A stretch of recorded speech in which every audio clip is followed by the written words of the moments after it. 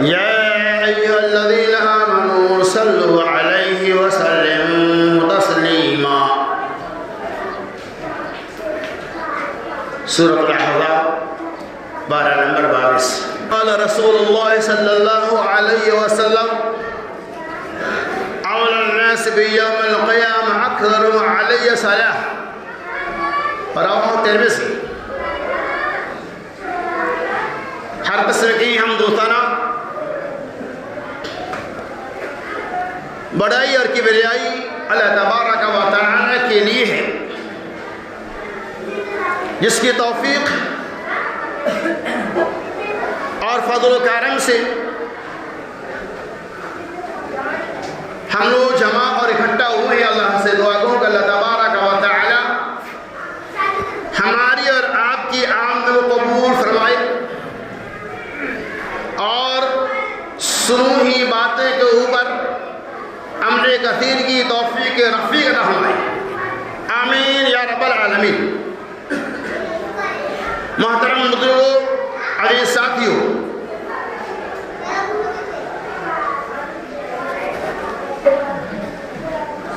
اس بات کو آپ بخوبی جانتے ہیں کہ شریعت کے اندر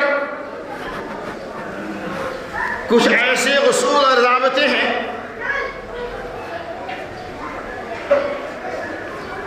جس کے اوپر عمل کرنا، جس کو عملی زندگی کے اندر شامل کرنا نہایت ہی ضروری ہے۔ اس کے بغیر ہماری عبادتیں رائے گاہ ضائع اور برباد ہو جائیں گی، ہماری نمازیں خاک بستر ہو جائیں گی۔ بنیادی طور پہ اسلام کے بے شمار ضابطے رسول ہیں، ان تمام چیزوں کی طرف نہ لے جاتے ہوئے آج کے اس خطبہ جمعہ میں صرف درود پاک کی فضیلت، اس کی اہمیت سے متعلق چند باتوں کی وضاحتیں کی جائیں گی۔ اللہ سے دعا کیجیے اللہ تبارک و تعالی ہمیں کثرت سے اپنے حبیب پاک محمد رسول اللہ صلی اللہ علیہ وسلم کے اوپر درود پاک پڑھانے اور بھیجنے کی توفیق رفیق عطا فرمائے صلی اللہ علیہ وسلم۔ عام طور پہ آپ دیکھتے اور سنتے ہیں کہ درود و سلام کے معاملہ میں صحیح العقیدہ کے خلاف بہت سارے پروپیگنڈے کو پھیلائے جاتے ہیں کہ یہ وہ جماعت ہے، یہ وہ تحریک ہے جو اپنے نبی کے اوپر درود و سلام کو نہیں بھیجتے ہیں، نہیں پڑھتے۔ انشاءاللہ میں اسی کی وضاحت کروں گا کہ ہم پڑھتے ہیں یا نہیں پڑھتے ہیں۔ یقیناً درود کا پڑھنا محمد رسول اللہ صلی اللہ علیہ وسلم کا واجب الوجوب ہے۔ ہمارا یہ عقیدہ ہے کہ جس نماز کے اندر درود پاک کو نہیں پڑھی جائے وہ نماز نہیں ہوگی۔ بعض لوگوں نے درود پاک کو نماز کے اندر سنت قرار دیا ہے۔ الگ الگ علماء کے لیے امام شافعی رحمۃ اللہ علیہ اور بعض محدثین نے اسے واجب قرار دیا، یعنی نماز کی حقیقت یہی ہے کہ درود پاک کا پڑھنا نمازوں کے اندر واجب الوجوب ہے۔ درود پاک نہیں پڑھیں گے تو ہماری نماز نہیں ہو سکتی۔ اسی درود پاک کے بارے میں اللہ تبارک و تعالی نے سورۃ الاحزاب کے اندر کوئی تفصیل بیان کر دیا کہ یہ درود و سلام یہ کیا چیز ہے۔ اللہ تبارک و تعالی نے فرمایا ان اللہ و ملائکتہ یصلون علی النبی یا ایھا الذین آمنوا صلوا علیہ وسلم تسلیما، جس کا ترجمہ پہلے ملاحظہ واللہ فرمایا ان اللہ و ملائکتہ، بے شک اللہ تبارک و تعالی و ملائکتہ اور اللہ کے فرشتے درود و سلام بھیجتے ہیں علی النبی یا ایھا الذین آمنوا صلوا علیہ وسلم تسلیما، اے ایمان والو، اے مسلمانوں، تم بھی اپنے نبی پر درود اور سلام بھیجا کرو۔ یہ آیت پاک ہمیں مطالبہ کر رہی ہے، یہ آیت پاک ہمیں دعوت دے رہی ہے۔ اس سورہ احزاب کے اس ٹکڑے کے اندر اللہ تبارک و تعالی نے تمام انسانوں کو یہ پیغام دیا کہ اے لوگوں، اللہ تبارک و تعالی بھی، اللہ کے فرشتے فرشتے بھی درود پاک بھیجتے ہیں. یا ایھا آمنو صلو علیہ وسلم تسلیما، اے ایمان والو تم بھی اپنے نبی پر درود اور سلام کو بھیجو. تو یہ آیت بتلا رہی ہے کہ محمد رسول اللہ صلی اللہ علیہ وسلم کے اوپر درود پاک کو بھیجنا نہایت ضروری ہے. اب اس آیت کے ضمن میں ہم دیکھتے ہیں کہ یہاں اللہ نے پہلے یہ فرمایا کہ اللہ تبارک و تعالی، اللہ بھی درود بھیجتا ہے. اب غور سے سنیں کہ اللہ تبارک و تعالی کی طرف جب درود کو منسوب کیا جائے گا، یعنی یہ کہا جائے گا کہ اللہ تبارک و تعالی بھی نبی پر درود بھیجتے ہیں، اس کا معنی یہ ہوگا کہ اللہ تبارک و تعالی کی رحمتیں اپنے نبی کے اوپر نازل ہو. یعنی اللہ رب العالمین درود بھیجے گا، اس کا معنی یہ ہوگا کہ اللہ کی رحمتیں نازل ہوگی. نمبر 2، وَمَلَائِكَتُهُ، اور جو فرشتہ درود بھیجے گا اس کا معنی یہ ہوگا کہ وہ فرشتہ نبی کے لیے استغفار دعا کر رہے ہیں اور امت کی ضرورت تو ہے. تو کیا پتہ چلا کہ اللہ تبارک و تعالی ہمیں اور آپ کو حکم دے رہا ہے کہ اے ایمان والو اپنے نبی پر درود پاک اور سلام کو بھیجا کرو. کیوں؟ اس سے کیا ہوگا؟ قرآن نے کہا وَرَفَعْنَا لَكَ ذِكْرَكَ، اے نبی محمد صلی اللہ علیہ وسلم ہم نے آپ کے مرتبہ کو بلند کیا. وَرَفَعْنَا لَكَ ذِكْرَكَ، آپ کی شان و شوکت کو بڑھانے کے لیے، آپ کے مقام اور عزت کو بڑھانے کے لیے، آپ کی حیثیت کو بڑھانے کے لیے اللہ تبارک و تعالی نے فرمایا کہ آسمان میں بھی آپ کے لیے درودیں پڑھی جاتی ہے، لہذا زمین والے تم بھی اپنے نبی پر درود بھیجا کرو. کیا پتہ چلا؟ آسمان اور زمین دونوں کی ذمہ داری ہے کہ وہ درود پڑھ کر محمد رسول اللہ صلی اللہ علیہ وسلم کے درجات کو، مقام کو بلند کریں. اور ہمارا تو بینیفٹ ہے، وہ تفسیر آئے گی. اور چلیے آگے. صحابہ نے کہا کہ اللہ کے نبی صلی اللہ علیہ وسلم ہم تو صلاۃ سمجھتے ہیں، سلام سمجھتے ہیں، التحیات کے اندر السلام علیک ایھا النبی کا لفظ ہے، اے نبی تمہارے اوپر سلام ہے. صحابہ نے کہا اے اللہ کے نبی صلی اللہ علیہ وسلم ہم تو سلام سمجھ لیے، تحیات کے اندر سلام موجود ہم پڑھ لیں گے، لیکن ہم آپ کے اوپر درود کو کیسے پڑھیں گے؟ تو اللہ کے نبی صلی اللہ علیہ وسلم نے صحابہ کرام کو خطاب کیا اور درود ابراہیمی جو ہم پڑھتے ہیں، جو نماز کے اندر پڑھی جاتی ہے، محمد رسول اللہ صلی اللہ علیہ وسلم درود ابراہیمی کو پڑھا. اور یہ تفسیر سورہ احزاب کی اسی تفسیر کے اندر امام بخاری رحمۃ اللہ علیہ نے اس روایت کو نقل کیا ہے کہ اللہ کے نبی صلی اللہ علیہ وسلم نے مکمل درود ابراہیم پڑھ کو صحابہ کرام کو تعلیم دیا کہ جو درود نماز کے اندر پڑھی جاتی ہے وہی درود مراد ہے. اس درود کے اندر سلام اور صلات دونوں شامل ہیں. اس درود کی بڑی اہمیت ہے. کوئی آدمی کہہ لے کہ اس کا انکار کرو، کس کی ضرورت ہے اتنی کہ جو یہ تعلیم دے کہ نبی میں درود نہ بھیجو؟ میں تو بولتا ہوں دنیا میں کوئی بھی مسلمان چاہے وہ ادنا سے ادنا درجے کا کیوں نہ ہو، وہ کبھی یہ نہیں کہے گا کہ نبی پہ درود نہ بھیجو. کوئی ایسا کہے گا کیا؟ نہیں کہہ سکتا. آگے چلیے. کیوں کہے گا؟ جس درود کے بارے میں حبیب کائنات محمد رسول اللہ صلی اللہ علیہ وسلم اول الناس بیوم القیامہ، رسول اللہ صلی اللہ علیہ وسلم نے فرمایا قیامت کے دن سب سے قریب ہمارے وہ لوگ ہوں گے اکثرہم علیہ صلاۃ، جو زیادہ اکثر و بیشتر ہمارے اوپر درود پاک کو بھیجنے والا ہے. کیا پتہ چلا کہ درود کو جو زیادہ پڑھنے والا ہے وہ نبی سے زیادہ قریب ہوگا. تو پھر ہو جائے گا درود. اب آیت دوسری روایت عن انس بن مالک رضی اللہ عنہ قال رسول اللہ صلی اللہ علیہ وسلم من صلی صلاۃ من صلی علیہ صلاۃ واحدۃ صلی اللہ علیہ عشر صلوات وحدت عنه عشر خطیات ورفعت له عشر درجات. رواه ابو داؤد. حضرت انس بن مالک رضی اللہ تعالیٰ عنہ کہتے ہیں رسول اللہ صلی اللہ علیہ وسلم نے فرمایا کہ من صلی علیہ صلاۃ واحدۃ، کہ جو آدمی میرے اوپر یعنی محمد رسول اللہ صلی اللہ علیہ وسلم کے اوپر ایک مرتبہ درود پڑھے گا. کتنے بار؟ ایک بار. اللہ کے نبی نے کیا کہا؟ اللہ تبارک و تعالی 10 مرتبہ درود پڑھ बेनिफिट क्या होगा? 10 गलतियों को, 10 गुनाहों को अल्लाह तबारक व तआला मिटा देगा।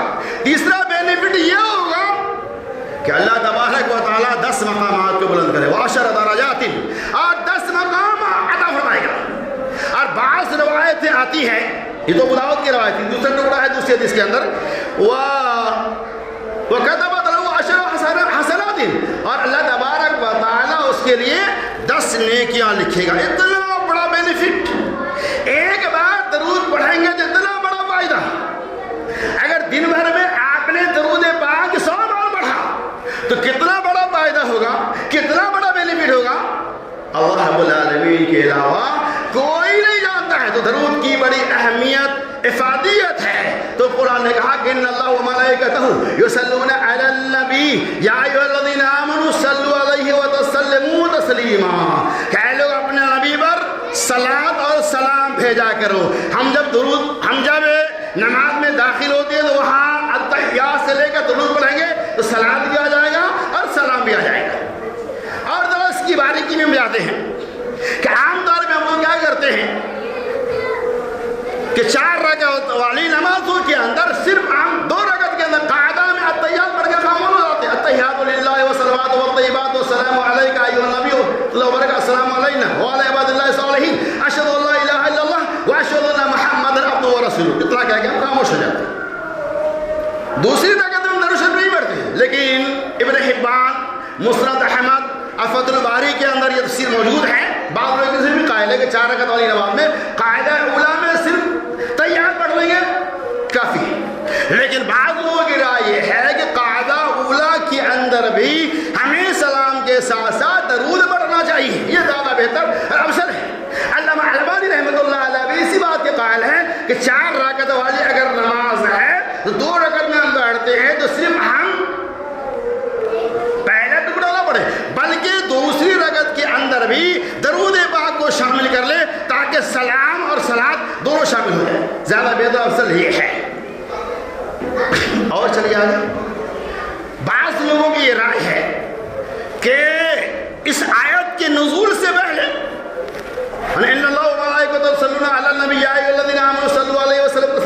इस आयत के नुज़ूल से पहले कायदा उला के अंदर सिर्फ सलाम पढ़ना था, लेकिन आयत के नुज़ूल के बाद हमें दरूद पाक भी पढ़ना चाहिए। जहाँ दोनों के अंदर डिस्टेंस है, कायदा उला कायदा सानिया, तो उसका जवाब बाज़ लोगों ने ये दिया है कि उस आयत के नुज़ूल से पहले का हुक्म है, नुज़ूल के बाद ये हुक्म। लिहाजा खुलासा ये है कि आप अगर 4 रकअत वाली नमाज में सलाम के साथ साथ सलात भी पढ़ते हैं, यानी अत्तहियात पढ़ते हैं आप, तो उसमें दरूद भी शामिल कर लेते हैं, ये ज़्यादा बेहतर और अफजल है। मुहम्मदुर रसूलुल्लाह सल्लल्लाहु अलैहि वसल्लम के ऊपर कसरत से दरूद पाक पढ़ना चाहिए, उसका बेशुमार बेनिफिट है। लेकिन आज हमारा नहीं समझते हैं, मरवजा दरूदों के पीछे पढ़कर हम दरूद की तारीफात करते हैं, लेकिन नहीं, वो दरूद जो नबी ने पढ़ा उसके अंदर किसी का इख्तिलाफ नहीं है। वो दरूद जो नबी ने नहीं पढ़ा उसके अंदर इख्तिलाफ हो, कौन सी दरूद आई है।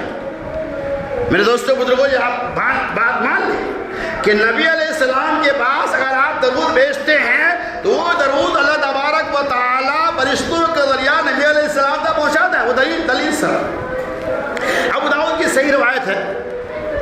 अन अबी हुरैरा रज़ियल्लाहु अन्हु क़ाल क़ाल रसूलुल्लाह सल्लल्लाहु अलैहि वसल्लम ला तत्तख़िज़ू क़ब्री ईदन वला तजलू बुयूतकुम क़ुबूरा व हैथुमा कुन्तुम इला आखिर हदीस। अबू दाऊद की सही रवायत। हज़रत अबू हुरैरा रज़ियल्लाहु तआला अन्हु कहते हैं रसूलुल्लाह सल्लल्लाहु अलैहि वसल्लम ला तत्तख़िज़ू क़ब्री ईदन, तुम मेरी कब्र को ईदगाह ना बनाना, मेला की जगह ना बनाना। वला तत्तख़िज़ू बुयूतकुम क़ुबूरा, अपने घरों को कब्रिस्तान ना बनाना। हैसुमा कुन्तुम फ़इन्न रब्बकुम तबलूनी, तुम जहाँ कहीं से भी, जहाँ कहीं भी रहो, नबी रवाया कि तुम जहाँ कहीं भी रहो, हैसुमा कुन्तुम इन्न रब्बकुम तबलूनी, तुम जहाँ कहीं से भी मेरे ऊपर दरूद पाक को भेजो, तुम्हारा रब मुझ तक दरूद पाक को पहुँचा देगा। बाज़ रिवायतें यहाँ तक आई हैं कि हम नबी अलैहिस्सलाम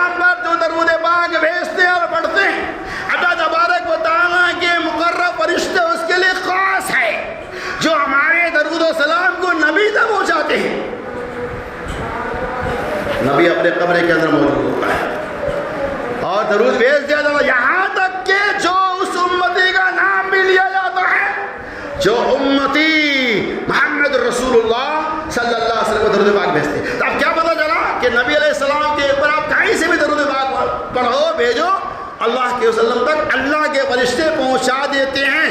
بعض روایتیں آئی ہیں کہ آپ کی روحوں کو لوٹا دیا جاتا ہے اور آپ کو خبر دی جاتی ہے کہ آپ کے فلاں امتی نے آپ کے اوپر صلاۃ اور سلام بھیجا۔ ہاں کہیں بھی نبی علیہ السلام کے نام مبارک آئے وہاں کم از کم صلی اللہ علیہ وسلم ضرور بھی ضرور پڑھ لینا چاہیے۔ اختلاف تو ہمارا مروجہ درود پاک کے اندر ہے کہ جو درود پاک اذان سے پہلے اذان سے پڑھی جاتی ہے اس کی کوئی سند نہیں ہے، آپ کو دور دور تک اس کی کوئی دلیلیں نہیں ملیں گی، بلکہ اس کی تفسیر احادیث کی کتابوں میں اس کی مصنفیں، اس کی نقاتیں بھی موجود ہیں۔ یہ چیزیں جو آج اذان سے پہلے اذان کے بعد جو درود و سلام پڑھی جاتی ہے، میں بتاؤں آپ کو سن 760 ہجری کے اندر رائج ہوا، اس کی پوری تفصیل میں کتاب ہے التحذیر من البدع، اس کتاب کے اندر پوری تفصیل موجود ہے، کس نے ایجاد کیا، یہ کیوں یہاں تک آیا، جب ایجاد ہوا تو صرف جمعہ کی شام ہے، آج جمعہ ہے اس کی عشاء اور فجر کی وقت درود جو پڑھتے ہیں مروجہ وہ پڑھی جاتی تھی اور کہیں نہیں۔ دھیرے دھیرے سسٹم میں داخل ہو گیا، آج ہم لوگ اس طرح سے پڑھتے ہیں۔ یہ درود مروجہ ہے جس کی کتاب و سنت کے اندر دور دور تک کوئی دلیلیں موجود نہیں ہیں، لہذا اللہ سبحانہ اللہ تبارک و تعالیٰ ہمیں اور آپ کو مروجہ درود و سلام سے اسراف کرتے ہوئے جو شرعی درود ہے، وہ درود جو نبی علیہ السلام نے صحابہ کو سکھایا، اس درود کو فالو کرنے اور کثرت سے ہمیں اس درود کو پڑھنے کی توفیق رافت فرمائے۔ لہذا ہم جب بھی دعائیں کریں، دعا کی قبولیت کے جہاں بے شمار شرائط ہے، اس میں اول شرط یہ ہے اپنے ان دعاؤں کے اندر درود کو شامل کر لیا کرو، اس دعاؤں کے اندر ایک بار دو بار جتنا ہو درود بھی پڑھو، چونکہ بیائے درود کی دعائیں آپ کی لوٹا دی جاتی ہے، اللہ تبارک و تعالیٰ اس دعا کے اندر خیرات برکت کو نازل نہیں فرماتا ہے۔ اور چلیے آگے ایک اور اہم نکات، ہم لوگ درود پڑھتے ہیں التحیات سے لے کر اخیر تک، اور وہاں کیا کہتے ہیں اللہم صلی علی محمد وعلی آل محمد کما صلیت علی ابراہیم وعلی آل ابراہیم، یہ کہتے ہیں اللہ محمد صلی اللہ علیہ وسلم پر اور محمد کے آل و اولاد پر درود نازل ہو۔ ساتھ میں یہ بھی کہتے ہیں کہ ابراہیم علیہ السلام پر اور ابراہیم کے آل و اولاد پر بھی سلام نازل ہو، درود نازل ہو، یعنی ہم اس کا نام ہی ہے درود ابراہیم۔ اس کی وجہ کیا ہے؟ آئیے کئی اقوال ہے، دو قول کو میں پیش کرتا ہوں۔ نمبر ایک، بعض لوگوں کی رائے ہے کہ محمد رسول اللہ صلی اللہ علیہ وسلم کو جب اللہ تبارک و تعالیٰ نے معراج کرایا، جب آپ آسمان پہ گئے، انبیاء علیہ السلام ملاقات ہوئی، سبوں نے السلام علیہ کا آپ نے سلام کیا، ابراہیم علیہ السلام نے سلام بھی کیا اور یہ کہا کہ اے نبی محمد صلی اللہ علیہ وسلم آپ اپنی امت کو میرا سلام پہنچا دینا اور میرے طرف سے سلام کہہ دینا۔